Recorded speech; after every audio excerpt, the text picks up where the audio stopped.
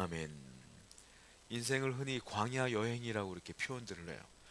광야길을 여러분이나 저나 대한민국 땅에 태어나다 보니까 이 사막 기후가 뭔지 광야가 뭔지 잘 모를 때가 많잖아요. 그러다 보니까 우리가 인생은 광야 여행이다 하면 성경에서 한 것만 보니까 또 다큐멘터리 같은 데 보면은 사막을 보니까 아, 그 정도구나. 좀 힘든가 보다. 이렇게 생각할 때가 많아요. 오래전에 그 성지순례 갔다 오신 분들 얘기를 좀 들어본 적이 있는데 성지순례가 여러 가지 코스가 있어요. 바울이 다녔던 그 로마 중심으로 한 유럽 여행도 성지순례가 되고요. 그 예수님이 이 땅에 오셨을 때 있었던 그 이스라엘을 중심으로 한 성지순례도 있어요. 또 하나는 모세가 출애굽을 했잖아요. 출애굽을 했을 때 출애굽 여정을 다니는 성지순례 여정도 있단 말이에요. 그때 그 어떤 분한테 얘기 들었는데 성지순례 코스 가운데 시내산 코스를 가보신 거예요. 시내산. 모세가 이제 시내산에 들리지 않습니까? 그것이 십계명을 받잖아요. 그 시내산을 가려면 광야를 통과해야 돼요. 그래서 그분들도 광야를 이제 들어가는 거예요. 들어가는 순간 거기에 있는 모든 분들이 동일한 얘기를 했대요. 뭐라고 말하냐면 세상에 여기서 어떻게 살아? 이 얘기가 저절로 나오더래. 광야를 보자마자 세상에 여기서 어떻게 살아? 근데 이스라엘 백성들은 몇 년 살았어요? 40년 살았어 거기서. 그분들은 그 소리가 저절로 나오더래요. 어떻게 살아? 근데 여기서 40년을 살았어요. 이스라엘 백성들이 광야에서 어떻게 살았을까요? 은혜로 살았어요. 하나님의 은혜로 산 거예요. 그들이 한 게 아무것도 없어. 농사도 지을 수가 없고요. 우물을 파서 물을 기를 수도 없어. 사막에서는 거기서 집을 짓고 살 수도 없어. 어떻게 살아? 은혜로 살았어. 그냥 은혜, 뭉뚱그려서 은혜지. 그 은혜는 수많은 일들이 있었을 거예요. 하나님의 은혜로 산 거예요. 우리 인생도 마찬가지입니다. 여러분들 지금 우리가 인생을 살아왔잖아요. 우리가 태어나서부터 지금까지 중년을 넘어가고 청년을 넘어가고 또 노년을 지나가고 살잖아요. 그때 우리가 인생을 돌아봐요. 아, 그때 내가 어떻게 살았을까? 뭘 어떻게 살아? 은혜로 살았지. 은혜로 산 거예요. 하나님의 은혜로 살았고 지금도 은혜로 살고 있어요. 앞으로도 은혜로 살 겁니다. 근데 우리는 그걸 몰라요. 모르니까 어떻게 돼요? 오늘 힘들면 은혜로 살고 있음에도 불구하고 원망 불평이 나오고 걱정 근심이 나오고 두렵고 염려가 되는 거예요. 시간이 흘러보잖아요. 또 나와요. 아, 그때 어떻게 살았을까? 그때 은혜로 살았구나. 또 고백이 나올 줄로 믿습니다. 그러므로 오늘이 아무리 힘들고 어려워도 하나님의 은혜가 내게 있음을 우리는 늘 인지하고 살아야 돼. 하나님의 은혜가 있었고 지금도 있고 앞으로도 있다라는 거 아니겠어요? 이스라엘 사람들이 출애굽을 합니다. 출애굽을 해서 가나안 땅으로 가는데 이거는 우리에게 상징적인 의미예요. 무슨 말일까요? 광야길은 인생의 길을 말하는 것이고요. 가나안 땅으로 간다는 건 천국으로 간다는 거예요. 그러니까 천국을 가기 위해서는 인생을 살아야 돼. 근데 그 인생이 어떤 인생이냐? 광야의 인생이에요. 재미없어요. 고난이 있어요. 아무리 노력하고 힘들어도 얻어지는 것도 없고 고난만 있을 뿐이야. 그게 인생이란 말이에요. 그런데 그 인생길을 통과하면 가나안 땅에 들어간다. 그것이 바로 무엇이냐? 천국에 들어간다는 거예요. 자, 오늘 본문을 보게 되면 이스라엘 사람들이 출애굽을 했습니다. 출애굽을 해서 하나님께서 10가지 재앙을 기적을 보여줬단 말이에요. 그러면 아, 나가자마자 은혜가 있을 것 같아. 그런데 나가자마자 뭐가 있어? 광야가 있어. 하나님의 은혜로 출발을 했는데 광야가 있어. 광야길을 이 사람들이 그 다음에 마라로 도착하는데 마라까지 얼마나 걷냐면 53km를 걸어요. 우리가 일반적으로 53km 걷는 것도 힘들잖아요. 그런데 사막길을 53km를 걸어요. 한 명이 걷는 것도 아니에요. 두 명이 걷는 것도 아니에요. 장정만 60만 명이 걸어요. 그런데 이스라엘 백성들이 장정만이 뭐냐면 20세 이상 남자만 포함된 거야. 그러니까 여자, 아이, 노인 다 포함하면 약 200만 명이 될 것이다라고 추정을 해요. 그러니까 이스라엘 백성들 200만 명이 출애굽을 한 겁니다. 광야길을 200만 명이 53km를 걸어요. 푹푹 빠지는 그 더운 날씨에 태양이 있고 목마름이 있는 그 날씨에 53km를 걸어요. 좋을 줄 알았어요. 행복할 줄 알았단 말이에요. 근데 뭐가 있어요? 고난이 있어. 뭐가 있어요? 목마름이 있어요. 아마 시간이 흐르면 할수록 사람들이 그렇게 말했을 거예요. 물 없어? 물. 그런데 놀라운 일이 벌어졌어요. 앞에 누가 발견했어요. 야, 물 있다. 잽싼 사람들이 달려갑니다. 그게 뭐예요? 마라의 물이야. 그 물을 먹었어요. 먹었더니 뭐가요? 써. 못 먹는 물이야.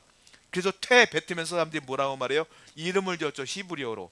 여기는 그냥 마라라고 짓자. 마라가 뭡니까? 쓴 물. 쓴 물의 뜻이야. 그래서 거기가 마라가 됐어. 고난 뒤에 은혜가 있을 줄 알았는데 더 고난 뒤에 고난이 있네. 고난이 중첩되고 있어요. 계속. 성경을 보겠습니다.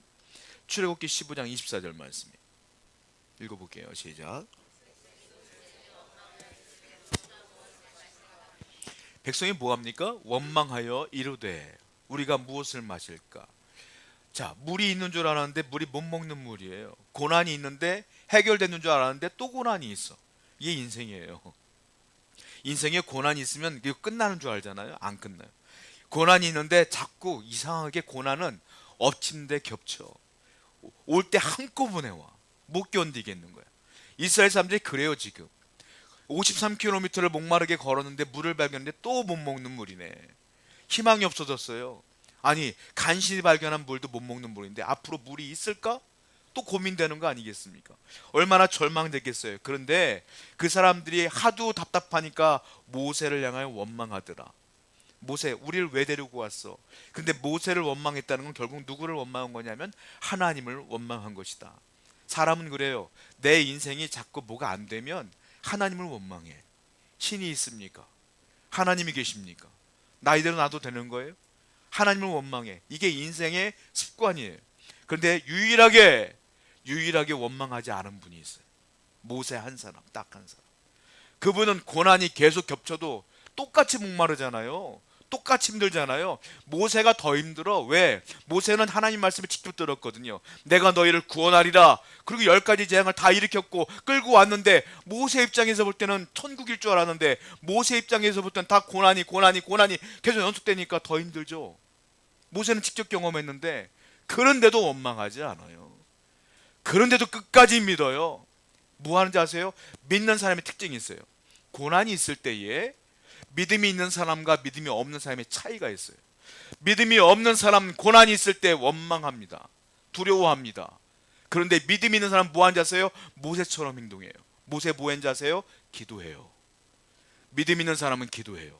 고난이 올 때 기도해요. 모세가 기도합니다. 자, 출애굽기 15장 25절 상반절만 한번 보겠습니다. 시작.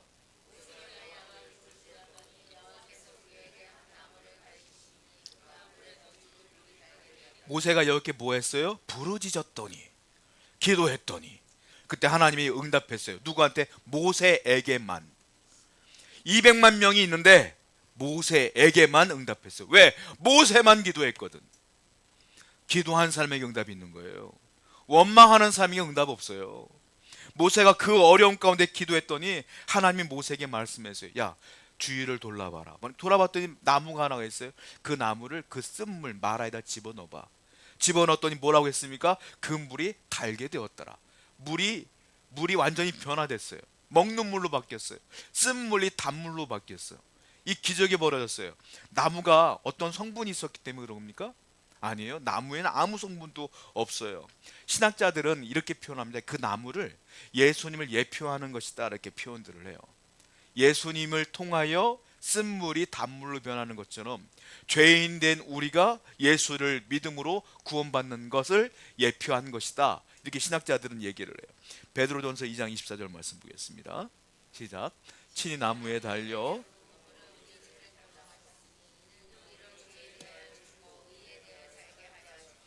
그가 채찍에 맞음으로. 여기도 나무라고 그래요. 예수님이 어디에 달렸습니까? 십자가에 달렸죠.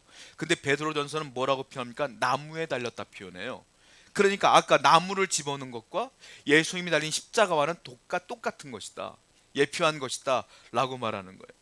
즉 예수님께서는 우리를 구원하신 것처럼 하나님께서는 그 쓴물을 단물로 바꾸실 능력이 있으시다. 그런데 우리를 변화시킨 것처럼 똑같이 우리의 삶을 변화시킨 건 오직 뭘로 변화시켰느냐? 오직 나무, 다른 말로 십자가를 통하여 변화되는 것이다. 그래서 인생은요 십자가부터예요. 인생은 우리가 십자가, 즉 예수를 믿기 전의 인생과 예수를 믿고 난 후의 인생이 달라요. 그러니까 진짜 인생은, 하나님 보실 때의 진짜 인생은 어디서부터 시작되느냐? 십자가부터다. 여러분들이 예수 믿고부터가 진짜 하나님 보실 때 인생이다라는 거예요. 자, 인생을 살다 보면 문제가 있지만 문제가 없을 수도 있죠. 자, 또한 필요한 것들이 있잖아요. 필요한 게 있을 수도 있고 없을 수도 있잖아요. 살아보시면 알겠지만 없어도 문제야.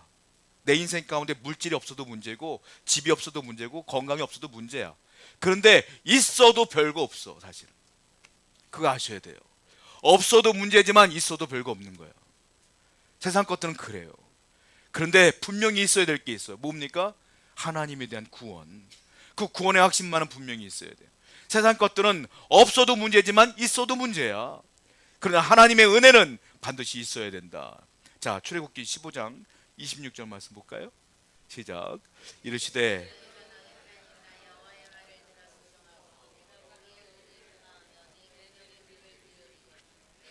규례를 지키면 내가 애굽 사람에게 내린 모든 질병 중 하나도 나는 너희를 뭐한다? 치료하는 여호와입니다. 누가요? 하나님이. 치료한다는 건 병만 고치는 게 아니라 인생에 대한 모든 것들을 회복시키는 여호와라 이 말이에요. 여러분에 대한 모든 인생에 대한 전반적인 모든 것들을 하나님이 회복시킨다는 이런 겁니다. 여러분 뭐 수학 기호 중에 괄호를 열고 그 앞에 숫자를 넣고 더하기 곱하기 더하기 곱하기를 막 해요. 그러면 막 숫자가 커질 거 아닙니까? 근데 이 괄호 바깥에 마이너스가 붙었어. 그럼 뭔 줄 알아요? 아무리 숫자가 커도 마이너스야. 아무리 숫자가 커도. 근데 이 괄호 바깥에 플러스가 붙어 있으면 숫자가 커지잖아요. 더하고 뭐 빼고 막 하면 숫자 커지잖아요. 그러면 그것이 플러스가 되는 거예요. 하나님이 뭐냐면 하나님이 이 플러스 마이너스 같은 거야. 뭐냐면 이 괄호 안에 우리가 지지고 볶고 인생을 살아도 많이 갖던 뭐하던 하나님이 없으면 마이너스예요. 그냥. 근데 내가 부족해도 하나님이 계시면 플러스예요. 그러니까 중요한 게 뭐냐? 십자가다. 중요한 게 뭐냐? 하나님이다. 하나님이 누구냐? 치유하는 여호와이니라. 하나님이 치료하시는 거예요. 내가 치료하는 게 아니란 말이에요. 하나님이 계시느냐 안 계시냐가 중요해요. 자, 인생 살다 보면 많이 가진 분이 있고 적게 가진 분이 있는데 바울 같은 경우가 그래요. 바울은 많이 가진 분이에요. 사도 바울이 빌립보서에 보면 사도 바울을 표현하는데 어떻게 표현하냐면 사도 바울은 일단 유대인 중에 유대인, 그리고 로마인 중에 로마인, 로마 시민권자, 그리고 그는 많이 배운 자야. 그는 박사야, 율법학자야, 부자야 이렇게 써 있어요. 뭐라고 했냐면 귀족이요, 박사요, 권사자요, 부자요. 사도 바울을 표현할 때 그렇게 얘기해요. 그럴 때 사도 바울이 어떤 일을 했어요? 예수 믿는 사람을 잡아다 옥에 가뒀어요. 악랄한 인생을 살았다고요. 근데 사도 바울이 예수 그리스도를 만났어요. 만난 뒤에 나중에 그 가진 걸 뭐라고 말해요? 배설물로 여긴다 그랬어요. 그리고 사도 바울은 그때부터는 악랄한 인생이 아니라 복된 인생으로 바뀌더라. 다 없어도 주님이 계시니까 달라져. 그리고 사도 바울에게 부탁하는 말이 있어요. 빌립보서 4장 11절과 12절 말씀 보겠습니다. 시작. 내가 궁핍함으로 말하는 것이 아니라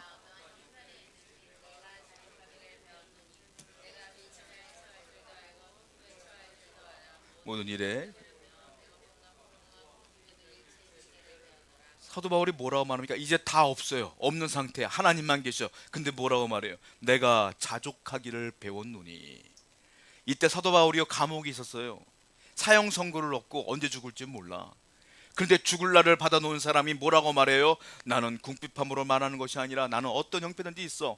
나는 자족하고 나는 감사해. 늘 없어도 감사해. 왜? 하나님이 계시니까.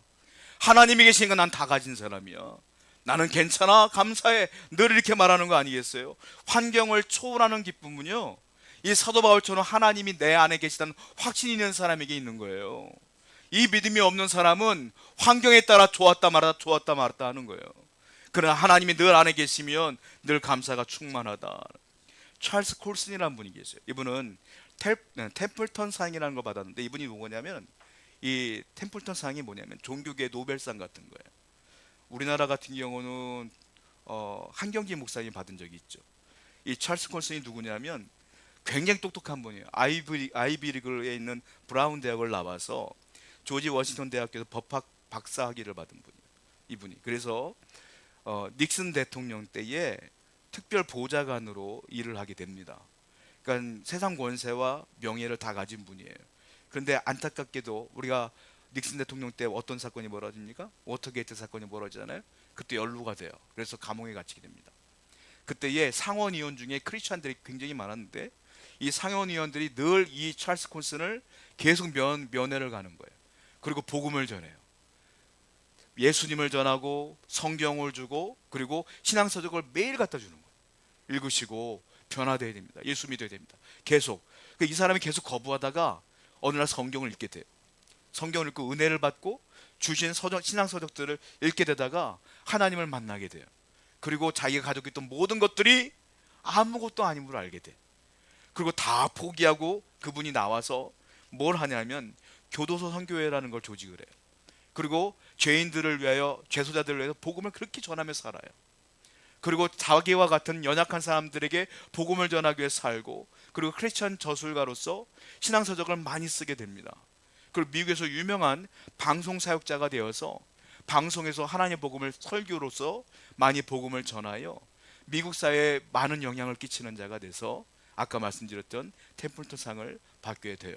그리고 그는 돌아가실 때까지 하나님께 감사하며 그 은혜에 감격하며 돌아가셨다고 그래요. 여러분, 인생을 살아가는 게 많이 가졌다고 행복한 거 아니에요. 이건 있다가도 없어지는 거야. 그런데 중요한 행복은 뭐냐면 내 안에 하나님이 계시느냐 안 계시느냐가 중요해요. 여러분 안에 주님이 계실 줄 믿습니다. 그러면 사도 바울처럼 자족하는 법을 배우셔야 돼요. 이래도 저래도 늘 감사하며 살아야 된다라는 거. 자, 이 사람들이요, 하나님의 은혜 가운데 마라의 쓴물이 단물로 바뀌어지는 은혜를 경험했어요. 자, 그리고 또 성경을 볼까요? 출애굽기 15장 27절 말씀입니다. 시작. 그들이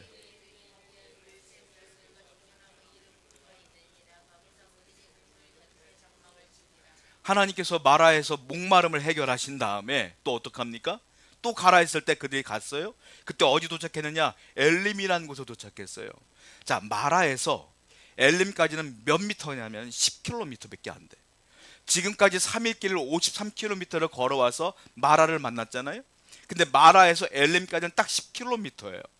근데 마라에서 엘림까지 가는데 그들은 굉장히 민망했을 것 같아. 왜냐하면 엘림이라는 곳에 도착했더니 거대한 오아시스인데 성경에는 뭐라고 써 있습니까? 엘림에는 12개의 큰 샘이 있어. 그리고 종려나무가 몇 그루가 있어요? 70그루가 있어. 이게 무슨 뜻이냐면 그들도 알았을 거예요. 이스라엘의 몇 지파입니까? 12지파야. 그러니까 샘이 12개가 있다는 건 12지파에 하나씩 주신 거야. 그리고 종려나무가 70그루가 있다는 건 어떤 뜻이냐면 이스라엘 민족이 70개 부족으로 돼 있어요. 그러니까 장로가 70명이야. 그러니까 70개 부족 딱 맞춰서 하나님께서 12개의 샘물과 종려나무 딱 주신 거예요. 한 족속 딱 그 종려나무를 쉬어라 주신 거야. 이건 누가 봐도 이스라엘을 위하여 예비해 놓으신 오아시스야. 그렇지 않습니까? 딱 맞는 거예요. 10km만 더 갔어도 이 엘림을 만나는 건데 그걸 못 가고 뭐 했어요? 원망했어요. 불평했어요. 그들은 아마 겸연쩍었을 것 같아. 와서 보니까 하나님이 이미 예비해놨는데 이것도 모르고 원망했네. 아마 그랬을 것 같아. 여러분, 하나님께서는요, 여러분들은 분명히 몰라요. 모르지만 여러분들을 위해 예배해 놓고 계시다. 반드시 하나님께서 오아시스를 예배해 놓고 계시다. 바로 여러분들만을 위한 하나님의 특별한 은혜들이 있어요. 그걸 내가 못 기다리는 것 뿐이야. 내가 못 참는 것 뿐이에요. 그러니까 인생을 살다 보면 어렵고 힘들어도 늘 믿음으로 감사하고 기다리고 자족하며 하나님을 찬양하고 예배하고 가는 거예요. 가다 보면 그 은혜가 와. 반드시 하나님의 은혜 때가 올 줄로 믿습니다. 다윗도요, 우리에게 이런 고백을 하죠. 유명한 말씀이에요. 시편 23편 1절부터 3절 그리고 5절 말씀 읽어보겠습니다. 시작. 여호와는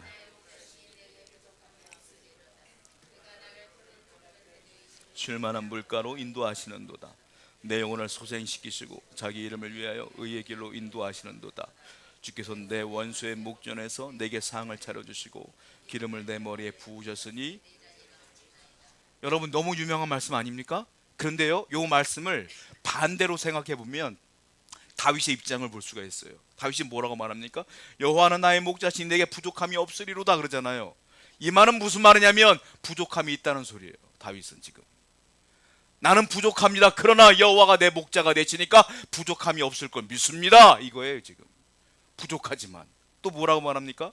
그가 나를 푸른 풀밭에 누이시며 쉴만한 물가로 인도하십니다. 나는 쉴만한 물가도 없고요, 푸른 풀밭도 없어요. 그런데 하나님이 내 목자니까 이렇게 될 줄로 믿습니다. 이 고백이에요. 이게 지금은 안 그렇지만 또 볼까요? 내 영혼을 소생시키시고 자기 이름을 위하여 의의 길로 인도하시는도다. 주께서 내 원수의 목전에 내게 상을 차려주시고 기름을 내 머리에 부으셨으니 내 잔이 넘치나이다. 내 원수가 있다 없다? 있다. 나 죽을 고비가 많다. 그런데 하나님이 이기게 하실 것이다. 이걸 믿는 거예요. 이 고백이에요. 이게 여러분, 현실은 어렵지만 다윗도 역시 믿음으로 그러할 것을 믿으며 묵묵하게 앞으로 나가고 있는 것을 보게 돼요. 믿음이 이거예요. 여러분, 되어진 것을 믿는 건 믿음이 아니에요. 안 되어진 걸 하나님만 바라보면 믿는 게 믿음입니다. 믿음은 바라는 것들의 실상이요 보이지 않는 것들의 증거다 그랬어요. 그러므로 보이지 않더라도 하나님 믿는 여러분 되기를 축원드립니다. 성악가 중에 최승원이라는 분이 계셔요. 이분이 어떤 분이냐면 굉장히 유명한 분인데, 어릴 때 소아마비 때문에 이분이 다리를 절어요. 한쪽 다리로 15초 이상을 서 있지를 못해. 늘 지팡이를 짚어야 되고 늘 이분이 그것 때문에 스트레스를 받고 살아요. 이분이 얼마나 대단하냐면 동양인 남성 최초로 메트로폴리탄 그 오페라 콩쿠르에서 3만 명이 지원을 했는데 거기서 1등을 했어요. 동양인 남자 최초로 3만 대 1이죠. 어떻게 보면 거기서 1등을 하신 분이에요. 그래서 워낙 대단하신 분이니까 1994년도 레이건 대통령이 이분을 초청했어요. 백악관에서 많은 정상들 앞에서 이분이 노래를 불렀습니다. 그때 레이건 대통령이 기립해서 박수를 쳤고 세계 많은 정상들이 같이 기립해서 박수를 치는 일화로 유명하신 분이에요. 이분이. 근데 이분이 고민이 있어요. 뭡니까? 자기가 장애를 안고 있어. 다 좋은데 장애 때문에 힘들어. 그러니까 유명해, 이미 실력도 좋아. 그런데 내 마음 가운데는 늘 괴로움이 있어. 내 장애 때문에. 여러분, 세상이 이렇다니까요. 이분, 우리가 볼 때 이 정도면 훌륭하잖아요. 훌륭한 인생이잖아요. 그래도 자기는 불평이 많은 거야. 여러분은, 우리가 볼 때 여러분들 그 정도면 되지 않아? 해도 자기는 불평이 있는 거예요. 이게 인생이야. 이분은 장애 때문에 스트레스에 이거 고쳤으면 좋겠는 거야. 아무리 자기가 완벽한 인생을 살아도. 누가 그러는 거예요. 야, 주기도송 있잖아. 그 1000번만 부르면 나. 이상한 걸 누가 가르쳤어. 그러니까 이분이 그래? 홀깃해서 주기도송 알죠? 하늘에 계신 아버지. 이 찬양을 이분이 1000번을 불러요. 매일 1000번을 불렀는데 낫을까요? 안 낫을까요? 안 낫죠. 내가 만약에 누가 주기도송을 1000번을 본 암이 난다면 나 맨날 부르겠어. 안 낫지. 이분이요, 답답하니까 1000번을 더 불러요. 1000번을 더 불러요. 안 나요. 얼마나 불렀는지 아세요? 10,000번을 불렀어요. 안 나요. 이분이 10,000번을 더 불렀대요. 낫을까요? 안 났어요. 안 났는데 나은 게 하나 있어. 뭡니까? 마음에 은혜가 들어왔어. 주기도송을 계속 부르다 보니까 하나님에 대한 은혜가 들어왔어. 그리고 성경을 읽게 돼요. 그리고 성경에 은혜가 들어와.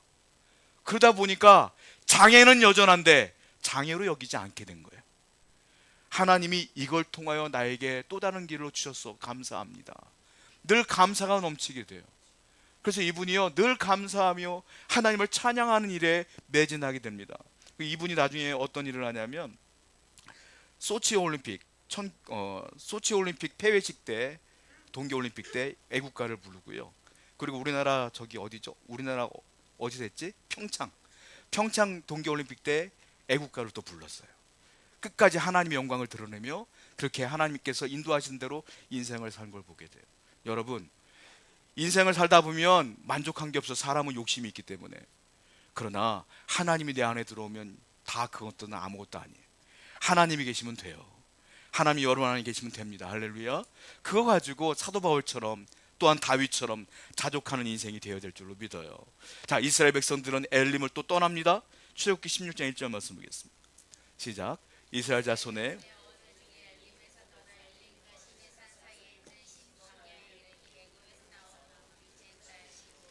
엘림에서 물 실컷 먹고 샤워도 하고 그늘에 쉬었다가 충분히 이 사람들이 에너지를 충전한 다음에 또 떠나요. 또 떠나는데 어디 들어갔어요? 신광야. 또 광야야. 또 광야야. 또 광야. 그러니까 이 사람들이 또 뭐 합니까? 또 원망해. 이번에는 먹을 게 없는 거예요. 광야에 먹을 게 없어. 그래서 하나님이 이때 뭘 줍니까? 이때부터 만나를 주시는 거거든요. 먹을 게 없으니까 또 원망해. 출애굽기 16장 3절입니다. 읽어볼게요. 시작.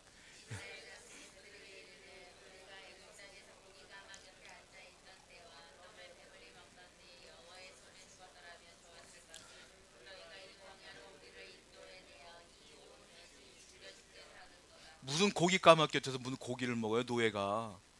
이건 사람들이 자기를 정당화하려면 거짓말을 이렇게 심하게 할 때가 있어. 배고프다 이거지. 그러면 또 원망해. 지금까지 은혜를 경험했는데 또 원망해. 그래서 우리 하나님은 여러분들을 못 믿어요. 그래서 뭐가 필요한지 아세요? 믿음엔 연단이 필요한 거예요. 왜 자꾸 고난이 올까요? 여러분 못 믿어서 그래, 하나님께서. 지금 주여 주여 감사합니다 하지만 그거 여러분 소용없어. 또 어렵잖아. 또 원망하거든요. 그래서 하나님은 어떻게 하는지 아세요? 고난 줬다가 은혜 줬다가 또 고난 줬다가 은혜 줬다가 자꾸 연단하시는 거예요. 여러분 믿는 자에게 고난이 오는 건 그래서 연단이에요. 감사함으로 받으셔야 돼요. 이것이 끝나면 또 은혜가 와요. 할렐루야. 하나님은 그렇게 또 연단하신다. 16장 4절 볼까요? 시작. 그때에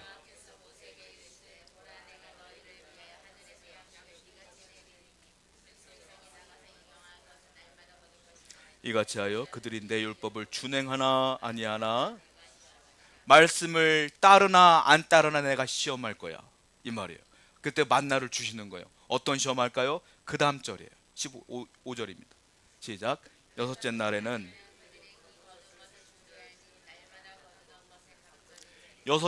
만나가 내리는데 2배가 내린대요.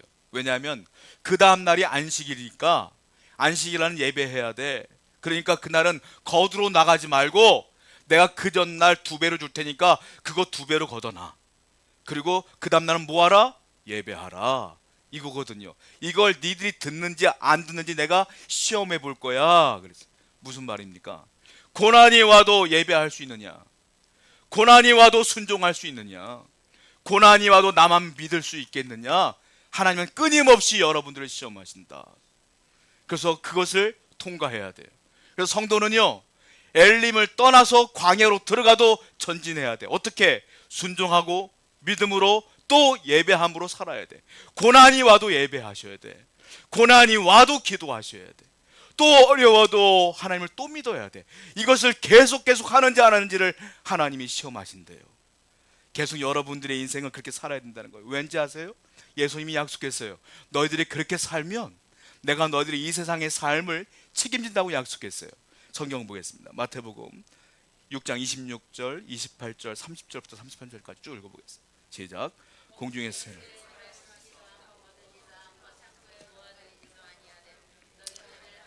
기르시나니 너희는 이것들보다 귀하지 아니하니 또 너희가 어찌 의복을 위하여 염려하느냐.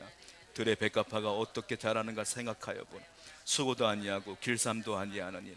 오늘 있다가 내일 아궁이에 던져지는 들풀도 하나님이 이렇게 입히시거든. 하물며 너희일까 보냐. 믿음이 적은 자들아. 그러므로 염려하여 이르기를 무엇을 먹을까, 무엇을 마실까, 무엇을 입을까 하지 말라. 이는 다 이방인들이 구하는 것이라. 너희 하늘 아버지께서 이 모든 것이 너희에게 있어야 할 줄을 아시느니라. 그런즉 너희는 먼저 그의 나라와 그의 의를 구하라. 그러면 이 모든 것을 너희에게 더하시리라. 아멘. 예수님이 약속했어요. 이거는 예수의 말씀을 들었던 어떤 선지자가 얘기한 게 아니라 예수님이 직접 말씀하신 거예요. 주님이 직접 말씀하신 건 이루어진다 안 이루어진다? 이루어진다. 주님이 뭐라 그랬어요? 공중의 새를 봐라. 니들이 새를 위해서 밥을 줬냐? 물을 줬냐? 잘 자라지 않느냐? 내가 기른다. 들의 꽃을 봐라. 니들이 꽃을 왜 물을 줘본 적 있냐? 근데 잘 자라잖아. 내가 기른다. 내가 그 들풀도 그 새들도 그렇게 아끼는데 하물며 너희를 내가 아끼지 않겠느냐? 너희들에게 필요할 것이 무엇인지 내가 이미 알고 있는데 내가 안 주겠느냐? 이 말이에요. 그러면 우린 수지 맞는 장사예요. 우린 주님께 예배하며 주님을 의지하며 주님을 믿고 살면 주님이 해결하신다는 약속이에요. 다만 우리가 그렇게 살지 않으면 하나님은 책임 안 진다는 제예요. 둘 중 하나예요. 여러분 선택에 있었어요. 주님께 예배하며 주님께 기도하며 주님을 믿으며 살 것이냐, 아니면 내가 아웅다웅 내 힘으로 능력으로 살 것이냐. 제가 말하는 건 그냥 예수 믿으면서 예배만 드리면서 일하지 마세요 이 말이 아니라 열심히 성실하게 일하지만 주님께 예배하는 일을 게을리하지 말라는 소리요. 기도하는 일에 게을리하지 말라는 소리라는 거예요. 그러면 하나님께서 뭐한다? 책임져 주신다. 제가 지방에서 부목사 생활할 때에 권사님이 저한테 간증한 적이 있어. 어떤 권사님이, 그 권사님은 고추 농사를 크게 하시는 분이에요. 그분이 나한테 이런 말을 해요. 목사님, 저는 6남매를 키웠어요. 아, 그러세요? 대단하시네요. 근데 6남매가 다 대학을 나왔어요. 그래요? 근데요 목사님, 그 대학 등록금을 제가 어떻게 냈는가 정말로 놀라워요. 이러는 거예요. 어떻게 내셨는데요? 그랬더니 자기가 농사 짓는 걸 1년에 농사에서 파는 돈을 봤더니 이걸 가지고 대학 등록금을 6남매를 다 가르칠 수가 없대요. 솔직히 이게 안 맞는데, 돈이 안 남는데 될 수가 없대요. 근데 6남매를 다 대학 공부를 시켰다는 거예요. 자기가 어느 날 갑자기 권사님이 되돌아봤대, 인생을. 가만 생각해보니까 이런 은혜가 있었다고 저한테 간증을 하는 거예요. 무슨 간증을 하냐면, 목사님, 고추 농사를 짓다가요, 우리 자녀가 등록금 낼 때쯤 되면 고추 농사가 잘 돼요. 그리고 고추값이 올라요. 그거 가지고 등록금 내고 남은 돈으로 살았죠.